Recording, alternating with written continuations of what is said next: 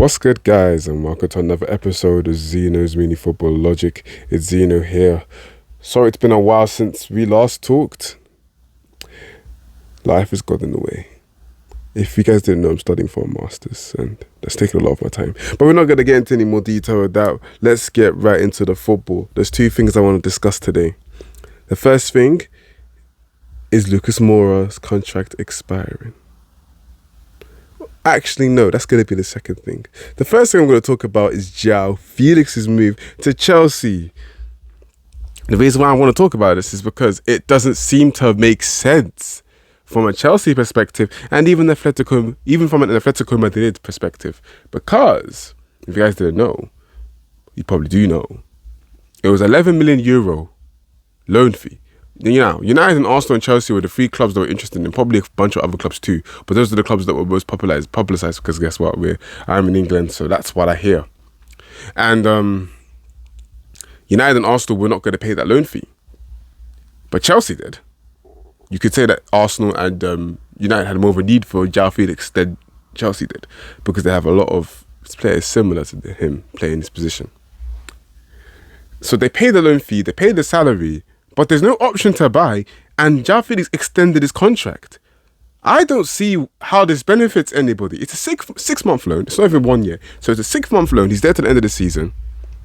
And Atletico Madrid now don't have one of their key players. I assumed he was a key player there. Yes, he hasn't scored more than 8 league goals in the whole time he's been there and all that kind of stuff. And he hasn't been as amazing as they thought because guess what? When you come with such a huge price tag, people expect you to be a superstar. That's just the reality of the situation I had, even though it was clear to see that João Félix was a project. And he's shown signs of brilliance for club and for country. We saw him in the World Cup. He looked great. He looked decent. Nonetheless, Chelsea have gone and made this move now, and to many people it doesn't add up because of the amount they had to pay for such a short period of time in terms of the loan duration and the actual salary they're paying him. So they're paying the full salary, and it almost feels like they're just throwing away money for money's sake because everybody can see watching Chelsea that they need a more a midfielder that isn't attacking, so a central midfielder or the holding midfielder or a striker. But they've gone and signed another attacking midfielder. Now, as you guys already know, they've signed Nkunku. Obviously, people weren't sure about the signing being legit in terms of like the signing actually went through and stuff. But the signing is through. The signing is done. He becomes a Chelsea player in July unless something crazy happens. And the way I'm looking at this, and maybe a few people are looking at this, is that he's kind of a stopgap replacement. João Félix, he'll be there for the 6 months, and then Nkunku goes and takes his position because I believe they played the same positions. You know, even though they can play striker, even they're traditionally second strikers, centre forwards, and traditional shadow strikers, second strikers, playing off the main striker or playing on the wings. Both of them are like that. So maybe he's a stopgap. But the harsh reality is, looking at Chelsea's team right now, even without Nkunku, they already had Mount, Havertz, Ziyech. So a lot of attacking midfielders. Then you have Sterling as well. To Christian Pulisic, even though he is injured, and he is currently out injured. And Igor Kovacic, but he plays obviously a much more deeper role. And it's almost like they needed a striker more than anything, and they've just gone out and they've just got João Félix. And it doesn't make sense on paper, but because it's another attacking midfielder that is promising as heck, but hasn't shown the ability to score lots of goals. At least Nkunku had his 35 goal season. He's in the midst of a 17 goal season, I think. He's got a lot of goals this season already, so he's carrying on where he left off. He scores goals, Nkunku. João Félix, not so much. He could be more of a Havertz, if anything. You know, a attacking midfielder that at first, when you watch him in the smaller league in Germany, scores and assists, creates, which is what João Félix was doing for Benfica. Mesmerising. And then, obviously, playing at a higher level, it's almost like the game disappears. Havertz has shown flashes, of course, but very rarely, very sparingly. It's a very, very interesting signing. I can just put it that way. It's a signing that, to me, doesn't make much sense. But Chelsea, I felt like this is what needs to be done. And obviously, Graham Potter's come out and been happy with that. But what do you expect from a guy that was like managing Danny Welbeck? No offense to my guy, that guy Welbs, you know what I mean? But he was managing Danny Welbeck and Adam Lallana for flip's sake and Solly March. Of course, he's going to be happy with João Félix joining the club. This is like a different level. And obviously, people might be questioning how much he's been struggling. But I believe you just got to give Graham Potter time. I said it in the previous episode when I talked about his appointment. He just needs to be given time. Just give the man time. he'll be fine, I think. You know, look at what Arteta did at Arsenal. Yes, I'm going to refer to that, as much as I hate to refer to it. Look at what he's done there. I think that with due time, he will come good. If he doesn't, then yeah, get rid of him. Now, on to the second thing. Lucas Moura. It was announced today that Tottenham will not be triggering his 1-year extension. And I just wanted to say a little something about the Brazilian, yeah?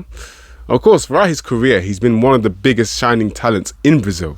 When he was back there at Sao Paulo at a young age, United almost signed him, but PSG got him last minute. He showed fleeting bits of magic, including that 19-goal season, 12 in the league. And then he joined Tottenham. And of course, he had his biggest moment as a football player and one of the biggest moments in Tottenham's history, where he scored a hat-trick in the second half against Ajax to come back from 3 goals down, I think it was, to win the game and to reach the Champions League final. And that's what he's going to be remembered for. That's his legacy at Tottenham. And probably the legacy for his footballing career. That hat-trick, it will always go down in history as one of the most improbable, impossible, unlikeliest things to ever watch on the football pitch. You know, you ever think of someone that's going to score a hat-trick for Tottenham, back at those times, it would probably have been Son or Kane, who I know wasn't playing. Yeah, or Dele Alli. But it was Lucas Moura. And of course, to this day, many people that know me know that I was very angry with the decision not to play him in the final against Liverpool. He should have started, like, what the flip. Nonetheless, Kane was not fit, and the more I get into that, the more angry I'm going to get, and I just don't want to keep this short.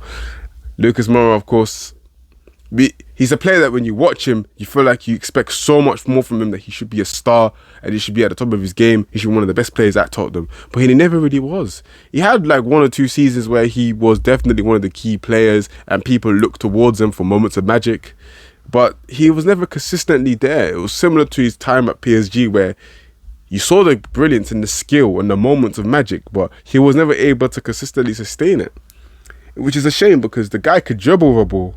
But sometimes his decision making, most of the time, his decision making just wasn't there. It wasn't, does he pass now? Does he shoot now? A lot of players do struggle with this. It's not something that's so easy, because look at Messi. You know, that's an example of what happens when you get them all right. And look at look at him. Look at the status he holds in the game. So it's not going to be easy. But, you know, as a Tottenham fan, I would like to say thank you to Lucas Moura for his service and for that magical moment in Amsterdam.